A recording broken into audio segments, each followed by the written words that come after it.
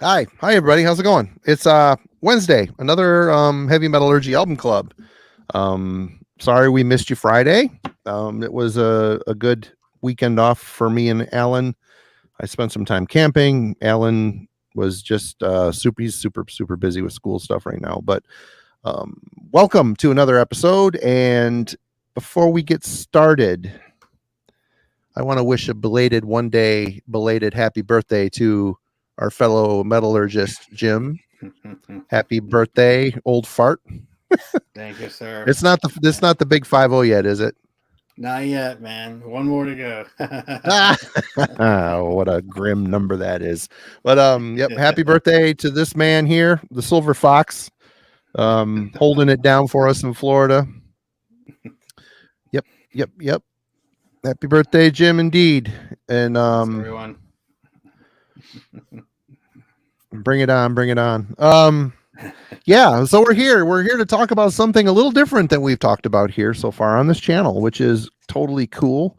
Kellen brought up this album, Afterbirth's Four-Dimensional Flesh, and let's jump into a little bit of history. There isn't a whole hell of a lot online other than they formed in 93. They released a rehearsal demo in 93 and another demo in 94 before going inactive. They got back together or active again in 2013. They released a demo in 2014. Then two full-length albums, The Time Traveler's Dilemma in 2017 and Four-Dimensional Flesh in 2020. Both of these albums are on Unique Leader. They're still active, and Jim we were just talking beforehand that it looks like they are now signed to Willowtip. So they made a jump in labels, and apparently the stuff is kind of hard to find if you're searching for it. Jim's got a CD coming, but the vinyl is all sold out everywhere, and that's the way that goes. But yeah, Kellen, what was the what was the thing that made you want to choose this one? It was a very good choice, but I'm just curious. Well, I'm trying to keep this pretty diverse, right? I don't think so far on the Wednesday album club we've talked about a brutal death metal record. We've done plenty of death metal, but I didn't see one in the past, and I thought this would be an opportunity to talk about something a little bit different.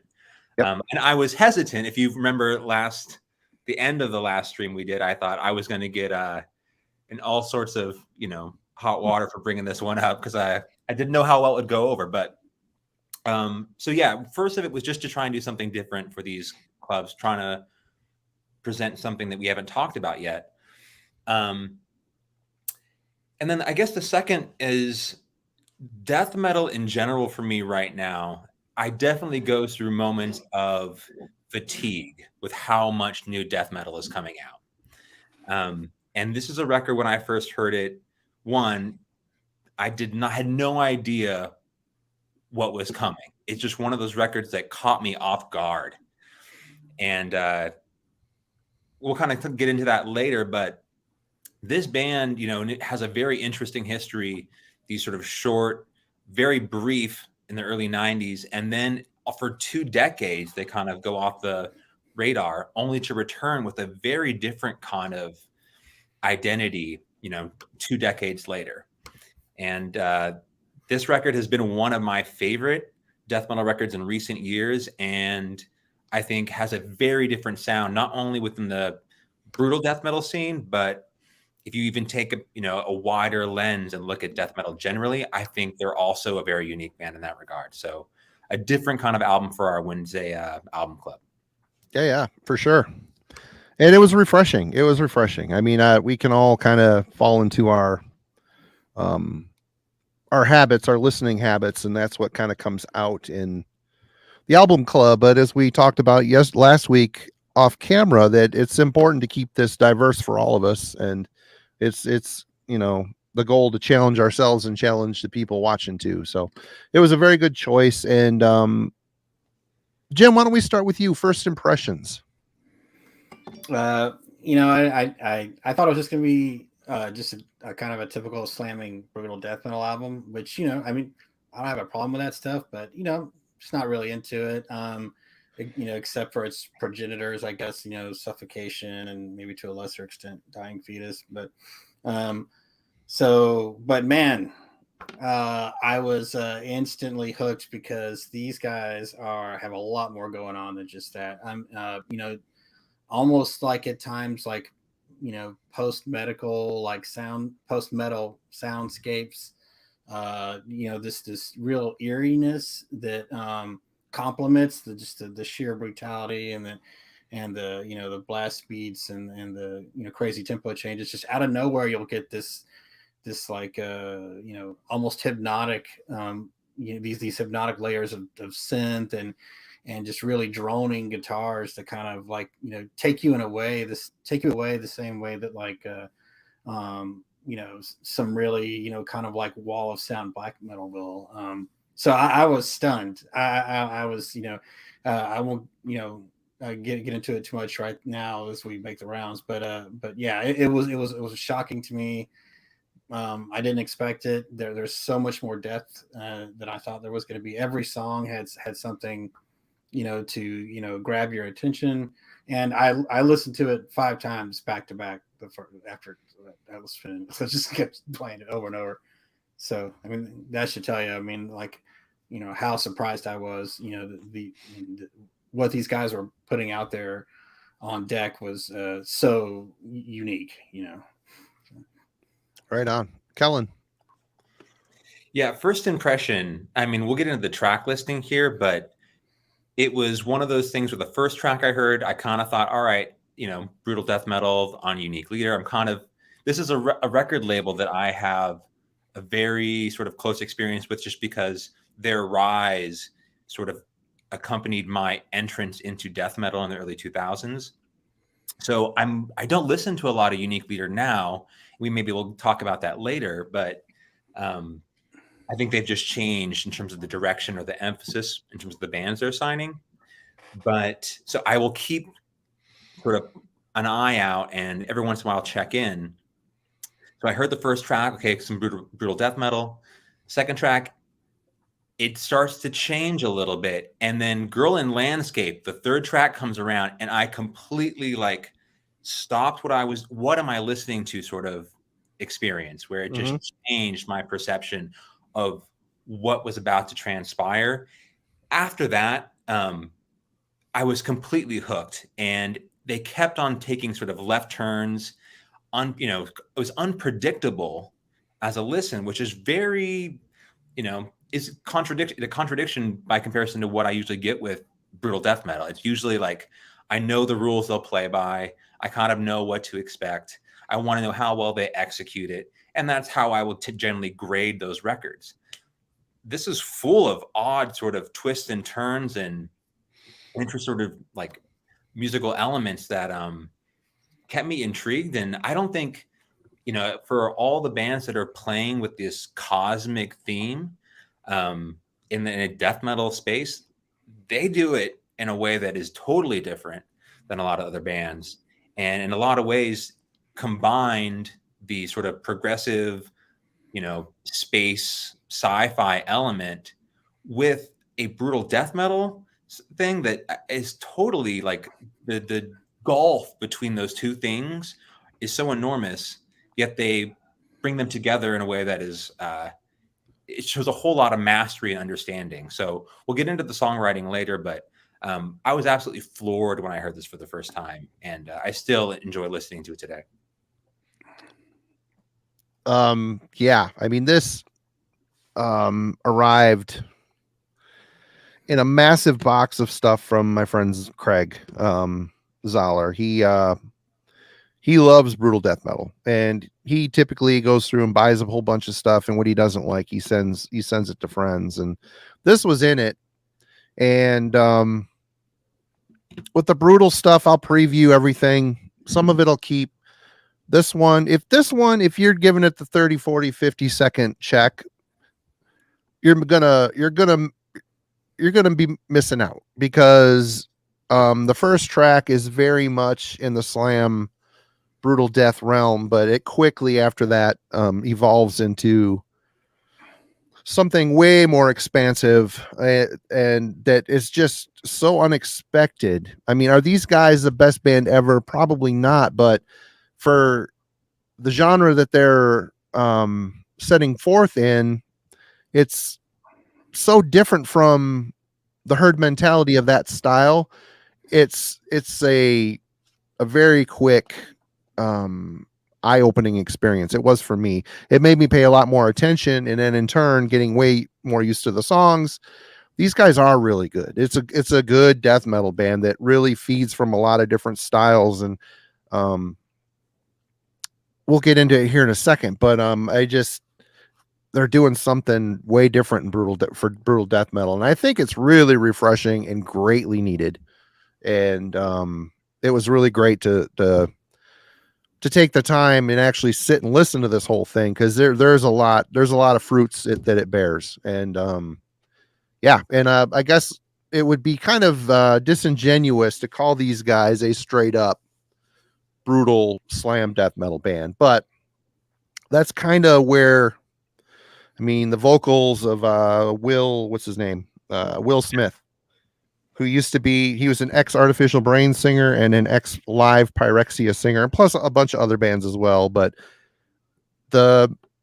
his core sound is this septic tank gurgling, pig vocal thing, but he also mixes it up to a lot of other styles as well. But I mean, the core of this is the heart of it is slam. But I mean, what do you guys think of? Let's talk about brutal slam death metal for a minute. Like I said, disingenuous to call these guys a straight up slam band, because they're not. But what do you think of the genre, and where do you think Afterbirth sits within this genre? Kellen, since you picked it, we'll start with you. So I think the vocal performance is what grounds this record as a brutal death metal record. Yeah. At times. Right. It's not always the pig. There's less and less as it goes. Yeah. Right. It's not one note. Like, there's plenty of diversity to his vocal style, but like that super low guttural style is unmistakably brutal death metal. And I think what you get in this band is they don't rely on that sort of traditional slam dynamic to make things, interesting, or even to sort of define themselves as brutal. That's the outside of the vocal presence. I think so much of this is completely different than what you're getting from most brutal death metal bands. In terms of how that sits and how I think about this style, I guess what I would say is I'm always interested in this. Like, there's a part of me that wants something more extreme than traditional death metal on a consistent basis. Like, I want to know what is still out there. Yep. I want to keep my death metal listening diverse, and I know that there are potentially good brutal death metal records out there. It's just there's so much of it is uninspired. I think that the word that keeps on coming to mind for me is like vapid. Like, it just does. I don't believe you. Like, I listen to those records, even just looking at the artwork, right? Like, how it's so, it just feels to me like artistically disingenuous at times. Like, they're just looking for the most exploitative, sensationalist term and name and graphic that potentially like will get attention, but the actual like connection that I have with it is so limited. And it's like rampant misogyny as well. That's also at the core of that whole thing. There's plenty of things that are, problematic, right, about the genre, but I mean, that's probably a larger conversation that we could get into. But in general, like, I just think there have not been a lot of new ideas brought to the genre. Pig Bride is a great name, by the way, Frank. Pig Bride. That's fucking awesome. Sorry to interrupt you, Kelly. Okay. But because there's so few new ideas here, it makes me more and more hesitant to investigate the genre. That I rarely return with a brutal death metal record that I feel is, truly unique and captivating and can compete with other best of albums that I've listened to on an annual basis. So this is a record that not only, was great as a brutal death metal record, but offered enough new ideas, and it feels like they were really trying to do something special here. None of it feels like predictable or Agreed. Yeah. So I think that's kind of how it stands, I guess, against the genre as a whole, for me at least. Right on. How about you, Jim? What are your thoughts on brutal death and slam and Afterbirth sitting within this realm? Well, I guess it should say something that my opinion about brutal death metal is other than its primary influences. Of course, again, Suffocation, arguably Dying Fetus, Cannibal to a certain extent, early Cannibal, Mhm. stuff like that. That's what I like of that genre, if you can call the creators that. But I don't Internal own Bleeding. anything. So Internal Bleeding as well, Yeah, or another yeah. one of those. Yeah. right, yeah.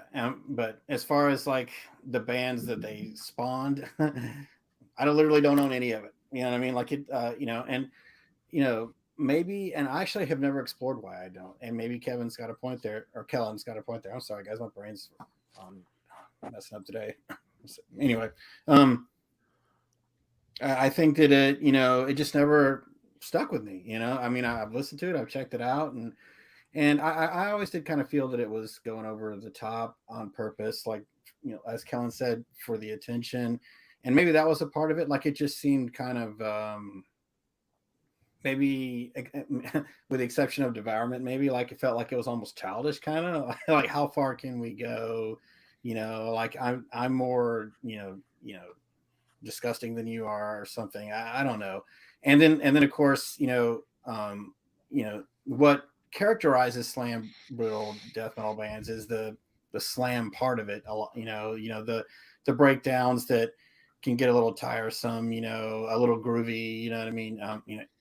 As much as I like Dying Fetus, for instance, I mean, it gets boring after a while. It's like, okay, dun dun dun dun dun dun, and so I can't really take a lot of that. But this stuff, though, man, these guys they're just making their own waves. I like how they're characterized in Metal Archives as progressive brutal death metal, which sounds kind of silly saying it out loud. It even feels silly, but they really are. Yeah. Because I haven't heard anything like this, and I have had a hard time describing to myself when I was thinking about it, like, what kind of a riff is he playing right there? It's all open chords, and it's haunting. It's and haunting in the way like when you hear like some really good black metal that's played fast with a lot of tritones, like Transylvania Hunger, like that album, like that kind of haunting, like where you just feel like you're just kind of slipping away and everything starts to wash over you. And then suddenly you're brought back to the brutal death metal. The riffs are back in your face. You're getting slammed up, and you're in, and you're like, whoa, you keep going through these moments where you're like, oh, okay, great. Oh shit. But I mean, isn't that what a great metal album does, though? Like, it makes you say, oh shit, or it zones you out. And this has both of it all within the span of like a 3.5 minute song, which is pretty crazy, which is a lot of different and completely different places to go.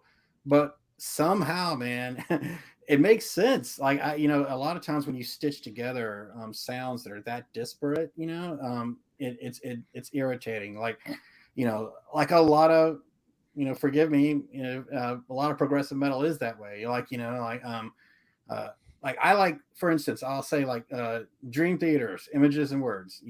I love that first song. I love Pull Me Under. I know, that's a great song. It's just well constructed.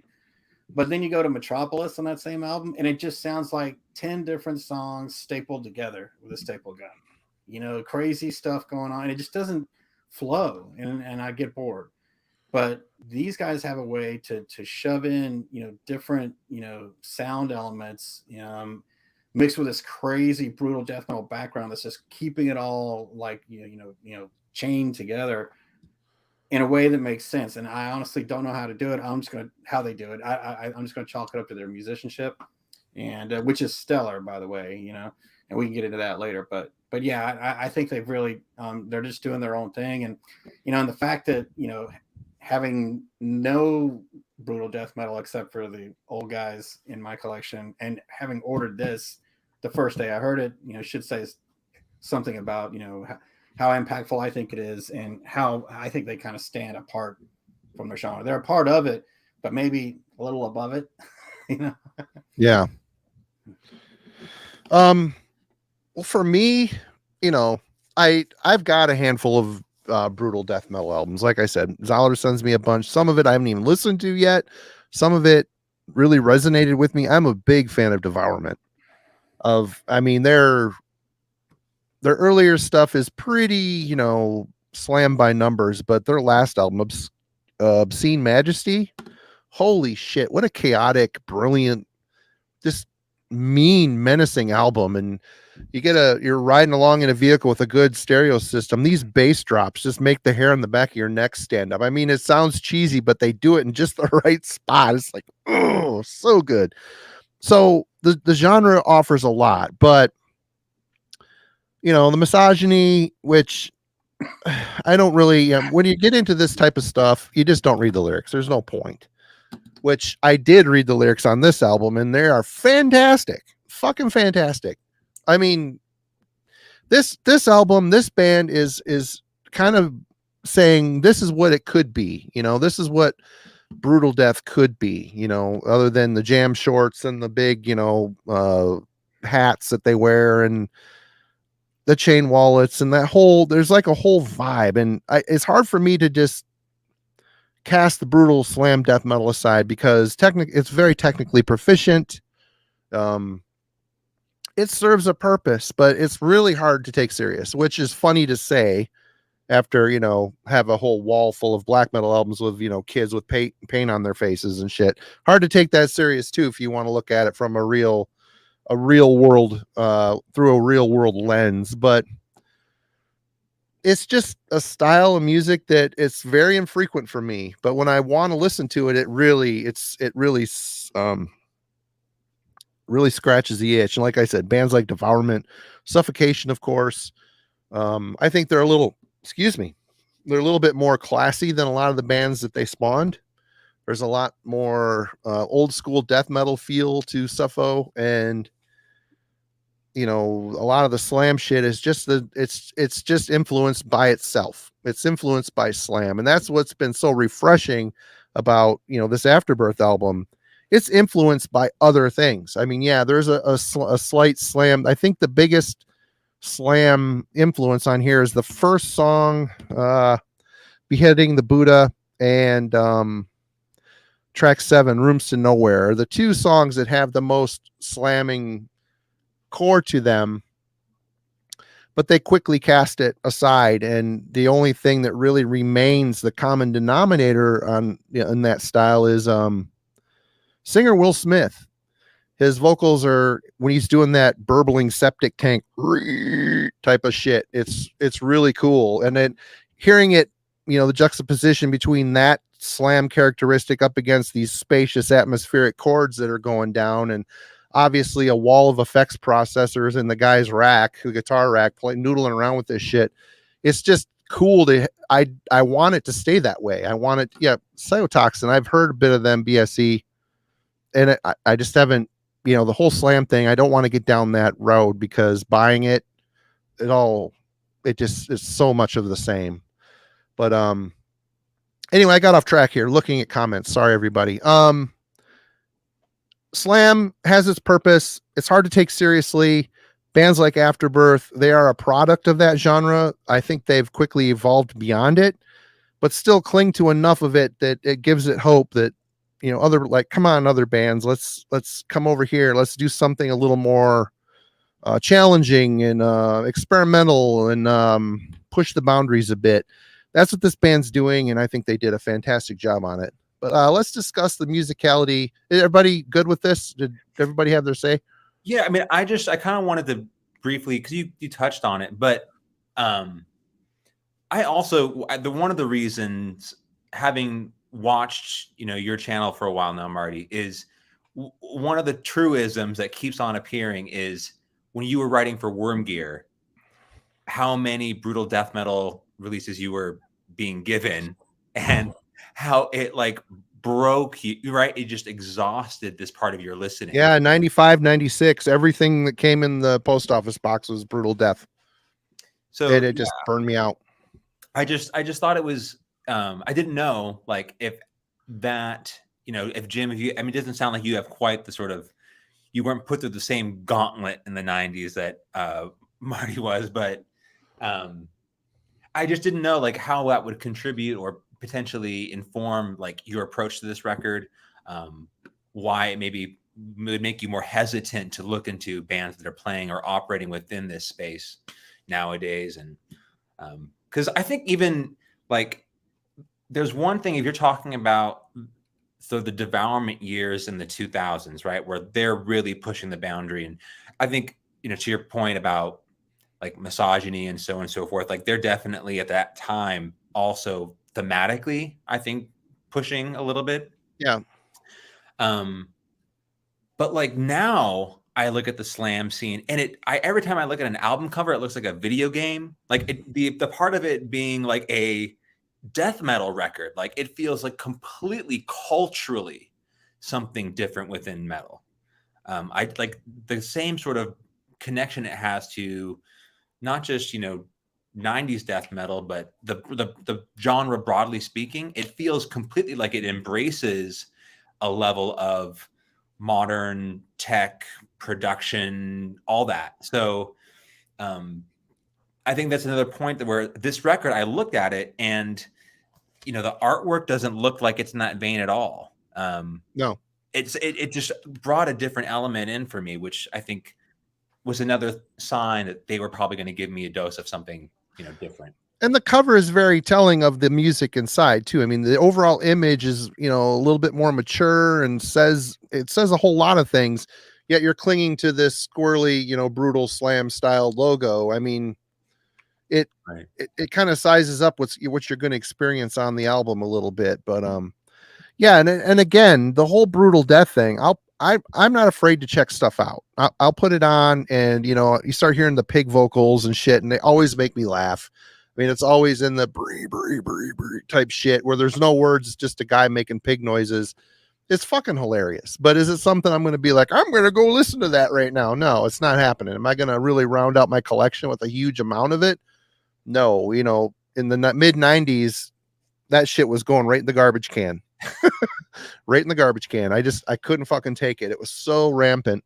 And I think it still is. But there's just so many other options with the internet. You don't have to be spoon fed it. You can jump around to other things as well. But yeah, we all good on this? We want to move on? You ready? Let's do it.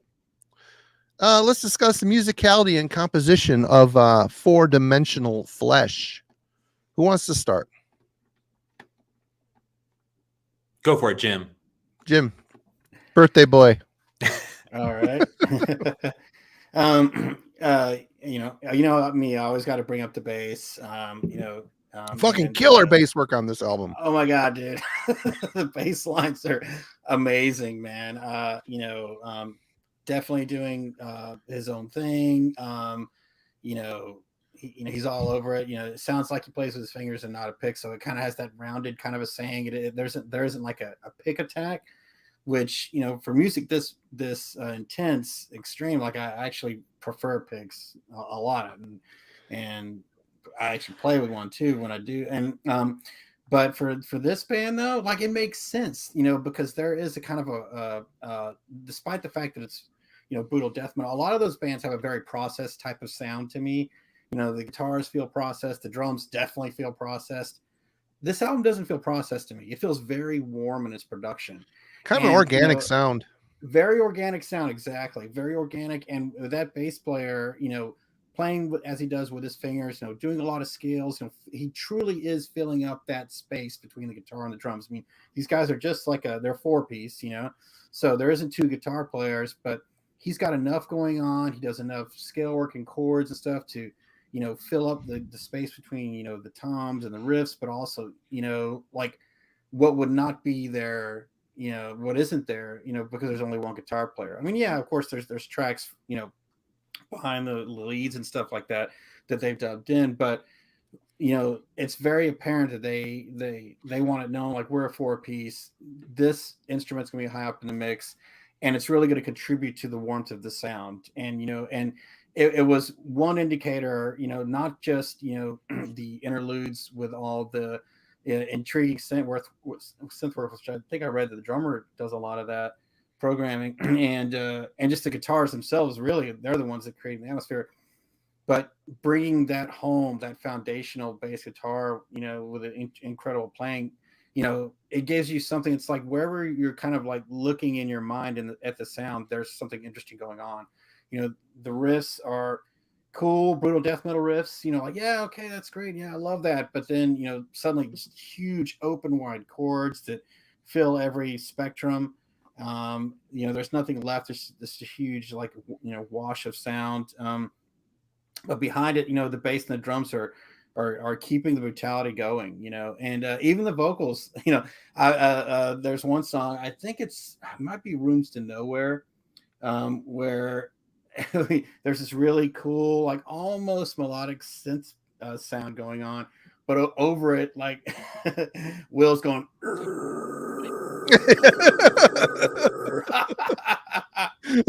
and like for like 30 seconds, and it sounds like it would be like, oh my god, it sounds horrible, but the reality, and from me, yes, it does, but the way that they mix his voice in, it just adds to the wall of sound. It adds to it, and it just it makes it even more potent, but without being overbearing, and if you are like a brutal death metal fan, it will keep you intrigued through those parts that probably I can say that I like more, are those parts, those strange interludes, those unexpected twists and turns, and then the effect of the music. That's what makes this band interesting to me.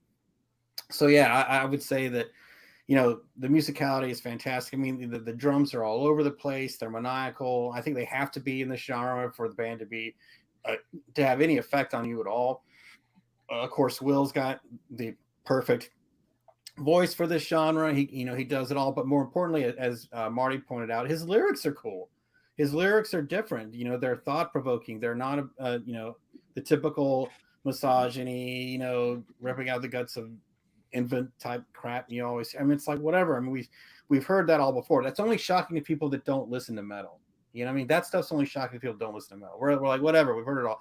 But if you make us, if it's thought provoking and you're approaching like a topic in a different, unique way, you can, that's what's interesting to us. And so I think Will does that. Even the song title, man, Beheading the Buddha. I love that. Like, it's like the ultimate, like, oh, I'm going to kill all your peace and contentment. Like, to me, that's way more brutal than, like, let's talk about, having sex with the entrails of a pig or whatever the hell they're singing about nowadays. I think that's way more brutal. A pig bride? A pig bride. A pig bride. If you're beheading a Buddha, you're saying, hey, all your modern, mindfulness training, I'm just going to destroy it all. Now that's fucking brutal. The lyrics of that song are really great too. I don't really necessarily know what they mean, but they're fucking good and well written and completely apart from anything else in the genre. It's really cool. I do want to bring up a comment here that Drunken Metalhead, and it's kind of weird. I mean, there's an entirely separate culture to the brutal death metal stuff. It's got their own distros, labels, and tours. Everyone in that scene is still trying to push the extremity. It is really kind of weird how insulated that whole genre is, because he's right. They've got their own distros, their own labels. They kind of stick to themselves. I mean, there's distros and labels. You see the list, and it's all older death metal, newer, more modern, old school death metal bands mixed with black metal. You don't see a lot of slam shit, filtering into these other labels. It's weird. It's weird how insulated it is. And, that's when, capitalizing on the whole, they inspire and feed off of themselves. It's kind of true. I mean, they're kind of in their own thing, and they're all wearing, I don't know. It's just weird. It's a culture within a culture. It's very, very cool. Well, anyway, let's that little aside there. Kellen, what are your thoughts on the musicality and composition?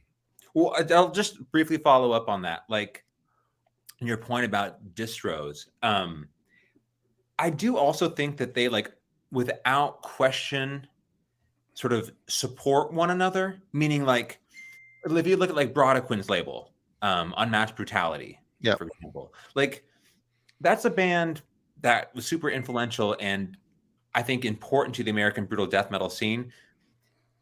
And I would also qualify them as an important listen, if within the genre. But they will, at that label and that distro, there are plenty of bands that I think probably should not be used in the same caliber in the same sentence as that. And they just, without question, we know people don't get you. We know part of the metal community will not accept you. We'll, welcome you in here. So it's always, which has made going through those distros so challenging. Mm-hmm. Is there does not seem, because it's there's no place for you to go. There's very little, I don't know if you want to say quality control. But I can't really go to a lot of those distros and depend on consistent high level content all the time. Same can be said for Dungeon Synth. Okay, sure. I mean, it's a very similar culture. They have their own little thing, right. Even though it's like black metal minus the metal, it's still, they're very insulated. Anyway, I'm sorry to interrupt you. That was just my brief little, because I've had that experience with those distros. Okay, so musicianship, songwriting. What stood out for me here, if you had told me this is a progressive brutal death metal band, what I would think that was going to sound like is very different than what I heard on this record. The first place I would go would be something like brutal death metal meets Dream Theater, right? 5,000 notes a minute, just crazy musicianship, something that would probably be akin to tech death, right? And this record completely abandons that. I think that they probably, this is a record that shows an incredible amount of restraint. I guess that's the first thing I thought, is they never take it too far in either direction. It never becomes so much of a traditional brutal death metal listen that it potentially alienates the craftsmanship of their songwriting. But it's never so proggy that I don't feel like I'm listening to a death metal record. Right. And they do all of that. I think the longest song on that record is probably around 5 minutes, less than 5 minutes. So there's an incredible amount of economy within those songs. They know how to stretch a riff and then transition to something completely opposite. And they can do that back and forth multiple times during the course of a song, keep it entertaining. And they do it within 4 minutes. With all these sort of instrumentals on this record, it's also interesting that in terms of the actual songs that come through, I think there's probably 2 or 3 instrumentals. 2, that Girl in Landscape, and then the title track ending song is an instrumental as well. There might be one more. I didn't write it down. Minimum Safe Distance is kind of an instrumental. I'm on the track listing right now. Dreaming Astral Body, and then Fourth Dimensional Flesh. So there's technically kind of 4 instrumentals on this record. It all comes in about 35 minutes. Oh, you're right. Yep. And I think that's an interesting way to approach songwriting, is how much brutality and progression can one person sustain during the course of a record without feeling exhausted? Because I never got that on this record. Sometimes when I'm listening to brutal death metal, it's man, I kind of need a break. That's a lot to take on, right? And I never got to that. They have an incredible amount of sort of maturity and where to push the boundary, when to pull it back, and how much the listener is able to maintain and sustain during the course of a full-length listen. just incredible. And I don't know if you could write that record in 93, right? Like there's something to be said about they've had decades to sort of mature as musicians, Yep. and release this. So it's kind of one of the things I was thinking about is like, they probably, I wonder if they sat on the sideline of brutal death metal watching trends, dominant codes within the genre, and said like, what's something unique we can bring to the table when they finally performed back in 2013. So great musicianship. Absolutely. All right, Jim. We still talking about musicianship? Yeah, did you already do that? I'm sorry. I did, but I'll talk more about it. I'm sorry. No, you are done. Okay. I agree with both of you guys on this stuff. For me, the songwriting is very adventurous and well executed. I feel that when they step away into the more experimental side with the spacious chords and the atmosphere and I want to say they're synth tones, but I'm kind of thinking it might be a guitar synth. I don't know. It's kind of hard to tell. You can tell the guy messes with a lot of effects, but they bring back the brutality just at the right period of time, and it's really great when things are at its prettiest, for lack of a better term.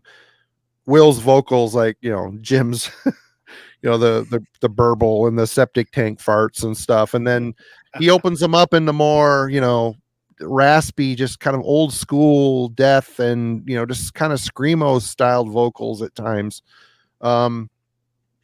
It's very, very well executed and considered, but I think there's an actual missed opportunity on this album. There isn't a single solo on this album. 13, 14-year-old me would have been woohoo, right? Because I used to think solos, I know Jim's still in this boat a little bit. Solos are very pretentious and shitty. As I've gotten older, I've really started to appreciate solos. And I mean, you listen to this album and it's a very harmonically fertile foundation. Okay. There's melody to it, but they kind of hint at it. It isn't obvious. It's just more, like I said, these spacious chords and movements that hint at a melody. But I think, simplistic solos, they didn't have to be technically crazy. They could have really opened up another dimension with simplistic melodies to really sell what the main point of these songs were trying to deliver. I found myself 2, 3, 4 times into this thinking I'm missing solos on this. There's a lot of space. They leave a lot of space for solos here, and I'm not talking Yngwie jerk off stuff. I'm talking like actual melodies, like harmonies, melodies, whatever you want to call it. There could have offered so much more here. And it just seems like a band that they're getting their ducks in a row. And there's a big progression from their debut to this album. And I'm really curious to see what happens from this album to the next album. Will we get that? Will we get that extra realm of melody to enter into the mix? I don't know. But as it stands now, the album doesn't get tired or boring. I want more. Like the very last track, I mean, they hint at it twice here. The Girl in Landscape, synth and expansive chords with upbeat bass line, and then the last song I put they just get going with these like experimental ideas and they end the song. They're kind of brief. I kind of wish they keep going with it, follow that idea and take it more brutal as it goes, open it up into a metal song and incorporate that intro back into it. There's a lot of missed opportunities in that as well. The instrumentals, I think it was Tim was saying how he thought they felt out of place. I don't. I think they kind of sold the, what they were trying to do. And if anything, the instrumentals reached a little further into that realm, whereas the regular tracks kind of maintained there's experimentation there, but they also tried to keep it heavy as well. So I don't know. I thought the instrumentals were well placed and offered even more wonder, like what's going to happen and possibility, the feeling of possibility. We'll get into the favorite and least favorite songs too. I got a lot to say about a lot of these, it looks like, but let's talk about production. If you're all good with that, let's move on to production. Jim. Before I do, I gotta say I disagree with you, Marty. I knew you would. You're not where I'm at this point on this topic. Yeah. I don't think this thing needs solos at all. I think that the soundscapes that they create, with their guitars and synths and just the general atmosphere of everything, overcomes that. I completely didn't even notice that at all. Like, I don't think it was necessary. Now, I will say, given, with multiple listens on this, hearing like the true depth of their capabilities, I would like to hear solos on the next album. You know what I mean? I think that would be a cool addition, but I don't think that this one has in any way lost its power or impact by not having them. And in fact, I think that their focus on creating something that's both blissful and haunting at the same time, and blissful and brutal at the same time, like sort of overrides the need for anything else. I wouldn't change it, but I will say it would be cool. It'd be cool and interesting to hear what kind of solos they would try to put on in their music. Yeah, and again, super crazy solos would have been out of place on this. I think there's enough going on in the music, just a strong melody to come in and really tie a piece together. I think that could have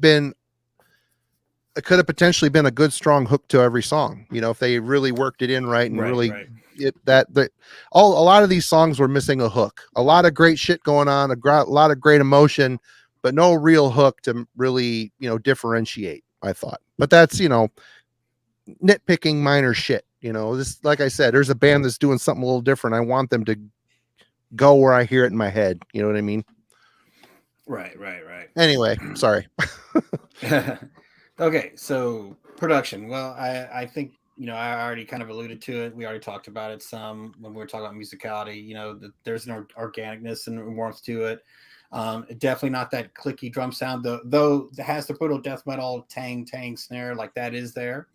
But it's almost necessary because they're, the maelstrom of guitars and vocals and even bass contributes to it, is so thick, that if it didn't have that super tangy twangy snare, I don't think you could really barely make out a snare. So I don't mind it in this case, though. Usually, the more trash canny the sound, the more irritating that kind of thing is for me. But no, I like the production. The kicks are like, they sound real, and not triggered. The riffs have the guitar sound itself, is very clear, and I would almost say like I'd say it's very raw sounding. It's not processed. And there's a lot of capability, technical capability behind it, but yet it doesn't sound perfect. Like it sounds like they're bashing this stuff out in a rehearsal space or something, but with like really good mics. He's playing these 16th notes, and it doesn't sound like fucking Fear Factory or something. It doesn't sound stitched together with Pro Tools. It sounds like somebody sweating their balls off playing the riff, and for it to be as brutal, but yet kind of otherworldly in sound, with that sort of live feel to it. To be able to accomplish that, to me, it's pretty stellar. So production, I wouldn't change a thing. I think they hit the nail on the head. But it would be interesting to see what a band like this, with this sort of capabilities, could do with like maybe an even bigger budget in the studio, maybe even more time to track things and all that kind of stuff. That's something I don't usually say, but just given like, I feel like this album is indicative of even more potential. So I would actually be interested to hear what these guys could do on like, 2 or 3 weeks with 24 tracks, on 2-inch tape. I think it would be badass. Right on. Kellen. Yeah, I had a hard time restraining myself there, Jim. Just so I want to let you know, when you get the liner notes, no clicks, no triggers. All tracks recorded live in the studio.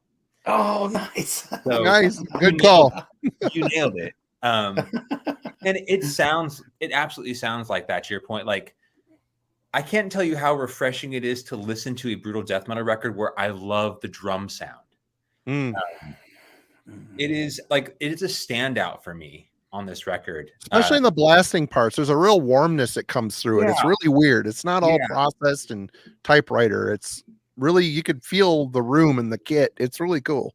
Right. There's like, I mean, there's something about hearing the sound of a drum being struck, and then you don't necessarily realize it until you hear it in a different, capacity, right? You hear the drum sort of echo and reverberate, like the actual internally what's happening inside of the drum strike.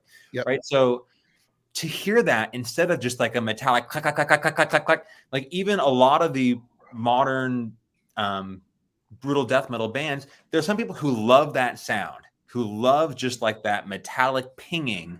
Yeah, the ping snare. Yeah. Yep. And this record to me completely abandons that. And this, to your point, sounds warmer. Sounds like you can get a three-dimensional glimpse into what is happening on those drum, on the drum kit.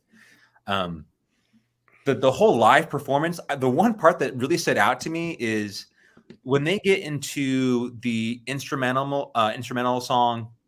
I think it's Minimum Safe Distance.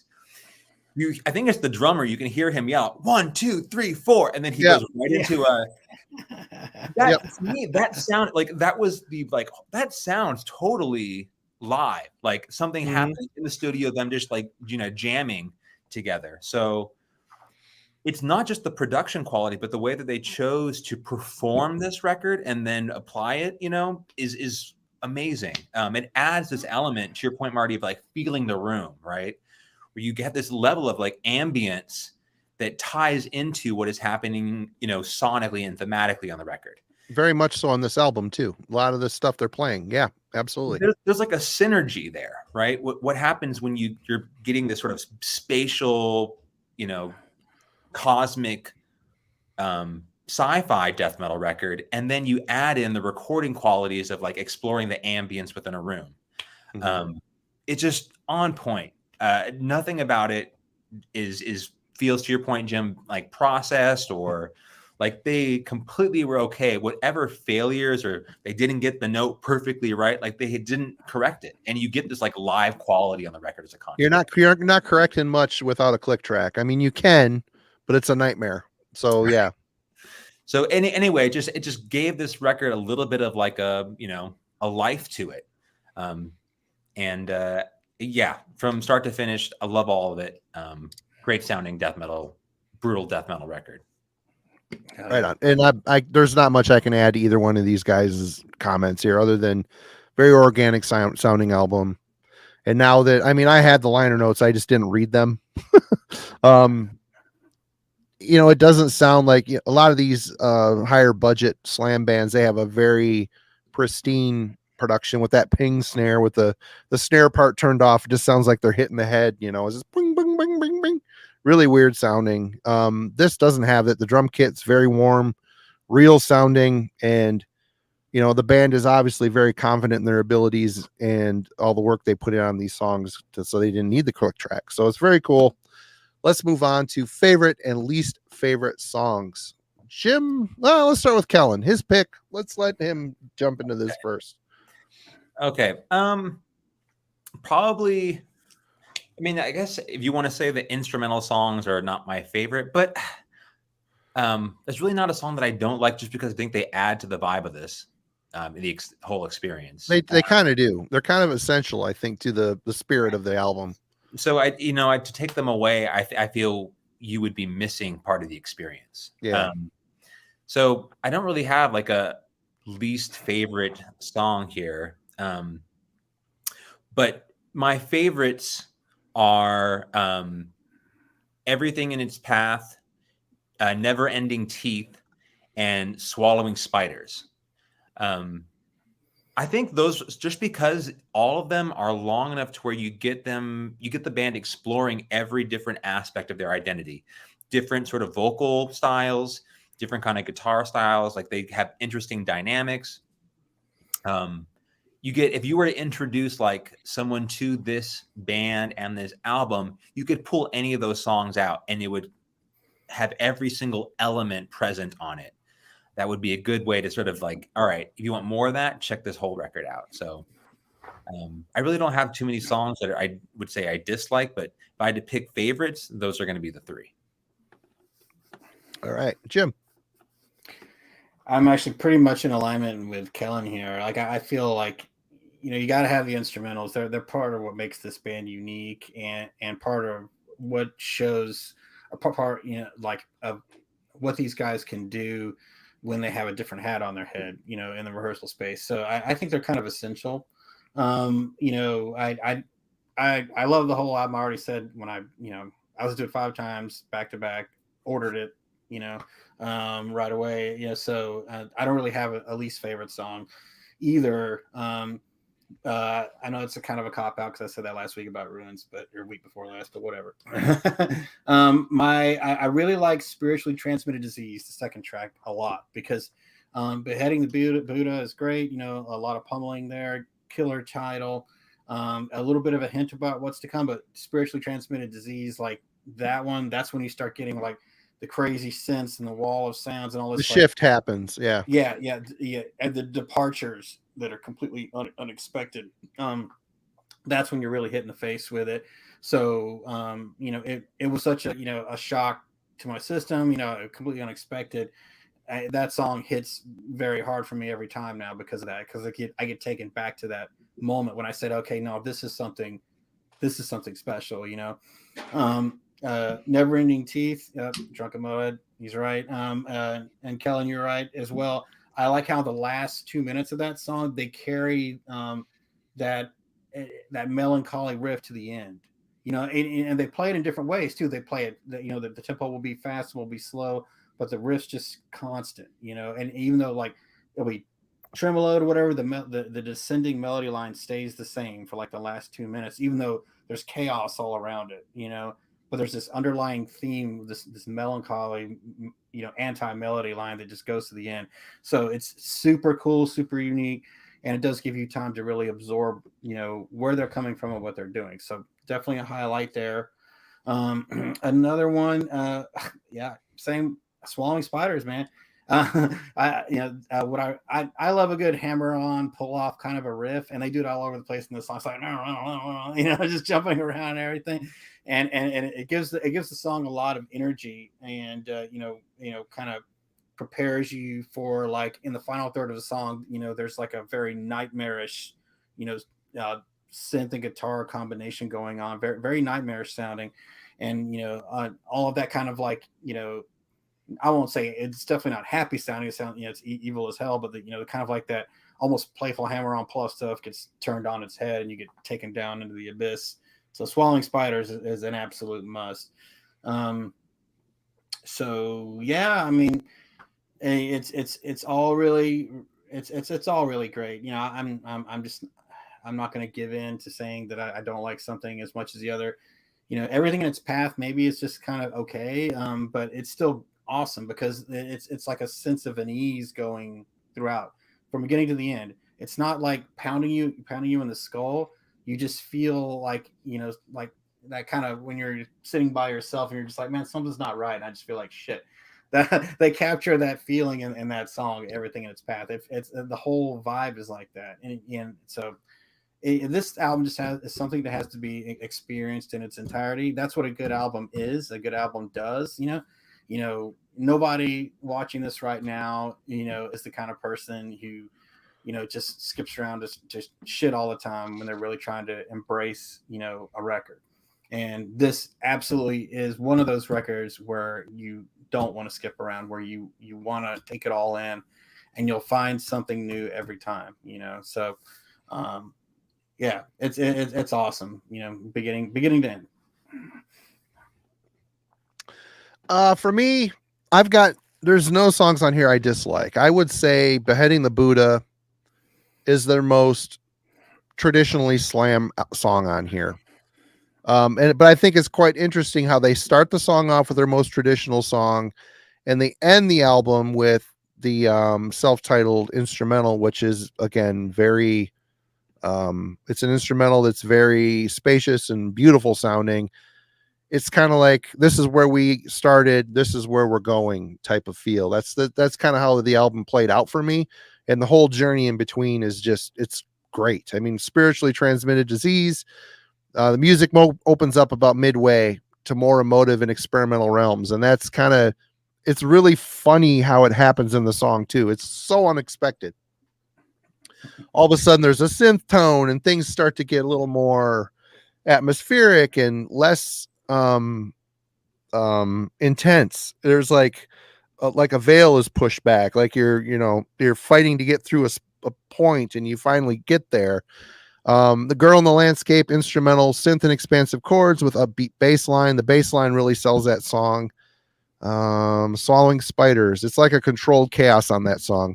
The blasting segment towards the end of the song is the best blasting part on the whole song. It really lays down breeds an element of excitement, if you will. My first favorite song would be Rooms to Nowhere. It's got the traditional false harmonic squawks, very much a staple in the slam realm, but ultra tech riff runs mixed with spacious chords and brutal blasts. I mean, that's where like their two styles kind of come together for me on that song. Dreaming Astral Body, a very pretty instrumental with clean guitar tones through an effects processor. It's short, and I wanted more. I wanted it to go somewhere. It's like they're putting out some really cool ideas. Develop it. Do something with it. Don't just write a minute 14 song. It's just like a skip in the road, Favorite track number 2, Black Hole Kaleidoscope. I like the hard-hitting and atmospheric riffing. Very unique sound, made even more so by angular musical shifts and brutal vocals. So, I mean, I had a lot to say about a lot of the tracks on here. I didn't go through every single one, but I mean, this is definitely an album that leaves an impression. And if you're stuck in just a brutal realm, this is something that it's going to appeal to you because there's enough of that there that it's going to appeal to you. And I think if you stick with it, it's going to unlock a lot of different possibilities. Let's talk about Judgment final thoughts. Kellen, why don't you start off? Yeah, I love this record. So, yeah, I mean, just to follow up on that point, I guess in my conclusion is, if you have kind of the baseline for what the genre is, and you have some solid, whatever, Suffocation in your collection, and you're kind of curious, like, what's a band today that has taken that sound and is doing something interesting and creative and contributing to the genre for the positive that potentially will keep it alive for years to come, like, keep an eye on Afterbirth. They're one of the few bands that I think are deserving of, in years to come, when people look at brutal death metal bands, that they should claim that title. I think they should deserve to be, given specifically the vocal performance, production, so on and so forth. They are a brutal death metal band. They should claim that proudly, and then they should also say, like, we're one of the best bands doing this right now, and in years to come, we should be able to contribute to the genre in a way that's positive, that people won't have all the derogatory, negative association with the genre, that it's still like an important part of the extreme metal community. And people are desensitized to it. Right. Like, I hope, people who are potentially on the fence or who keep sort of circling this genre, hoping to find something creative and interesting, like, this is a good place to dive in. So it gets, nothing but incredibly high marks from me and a whole lot of recommendation for people who are curious. Right on. Jim. I think Kellen hit it right on the head. I mean, I was that person, I've always been aware of modern brutal death, but never heard enough to want to take a dive, and because of this show and because of the recommendation I did, and I love it, man. It's absolutely a 9 for me. I will be listening to this a lot, until I get it, before I get it, while I have it. There's just something really, really cool about this, and because I've definitely had, this isn't the first time. I mean, right now, like Kellen, you're saying, like, there's kind of a wash of death metal. It's almost too much right now. You're kind of, getting pulled out of it a little bit. And I had hit that actually in the early 2000s. I was like, where else can I go? and that's when I started getting into black metal because I was bored of death metal, and you know, a band like this is definitely the kind of band that will take you out of that ennui that you may feel towards a genre that you once loved. You know what I mean? Or in my case, if it's a subgenre that you've never really been that interested in, you just didn't feel like there was something in there. You know, this does have me asking: are there other brutal death metal bands that have, you know, this sort of you know, maturity in their approach? You know, Maturity is a perfect word for that. Yeah. And if there is, hey guys, please recommend them. Let me know, because if there's something that's at this level of, not just, I'm not talking, and like you said earlier, again, I'll say, you know, Kellen, how it's not just like prog for the sake of prog. It's not boring, super technical. It's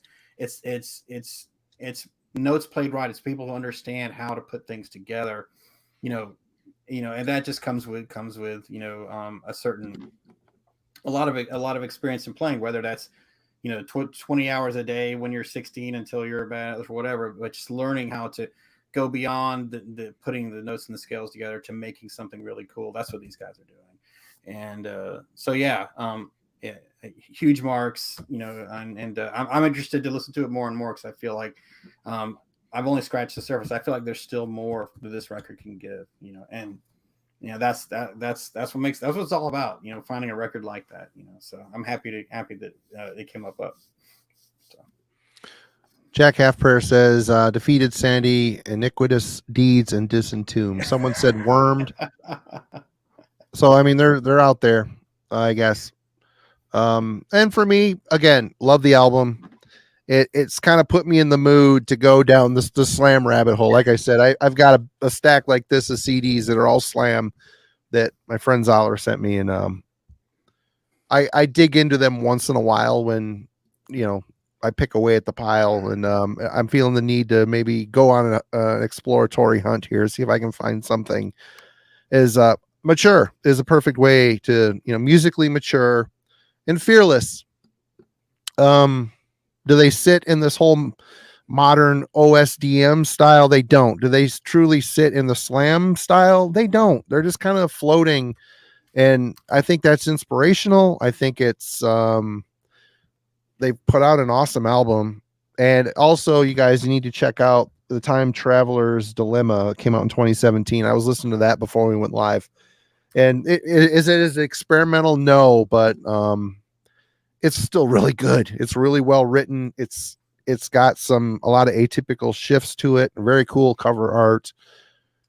They're a band to watch, man. And like I think Kellen or Jim, I can't remember who said it. You know, if this is your gateway into this style, they're offering. They got a lot to offer and a lot to say with their music without being, you know, shitheads about it. You know what I mean?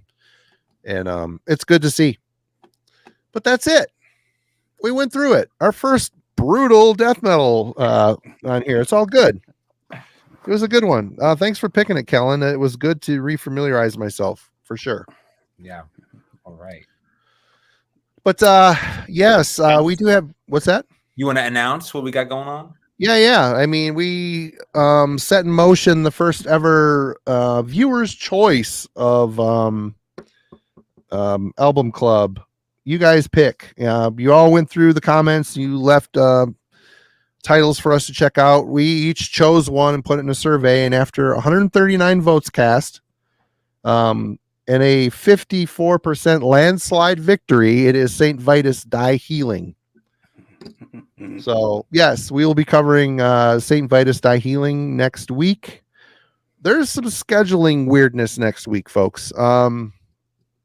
Next Wednesday, S. Craig Zoller, who many of you know is a producer, a movie producer. He's done Bone Tomahawk. He's done Brawl and Cell Block 88. He's done Dragged Across Concrete, some other stuff. He's written a bunch of novels. He's in the band Realm Builder. I was in a band with him called Charnel Valley. He's finally coming on, but he can only come on a Wednesday. So we'll be going Wednesday. Instead of doing the album club, we will be doing Alan will be here, and we will be doing a Blind Guardian discography dive / ranking. So that's happening next Wednesday, and we don't know yet We might be doing it Friday. We might not be doing it Friday for next week's album club. It might be Tuesday. It might be Thursday. So stay tuned. You'll know when we know. And show notes Friday. Jeff Wagner and Hunter Ginn from Radical Research Podcast. And, Hunter's in a bunch of other bands. Jeff is an author. Great writer, great dude, awesome dudes. They're going to be here talking about prog. We'll be talking about prog and metal. So that'll be happening on Friday. We'll be back. Sorry we left y'all hanging last Friday. Oh, Tim, you're too kind.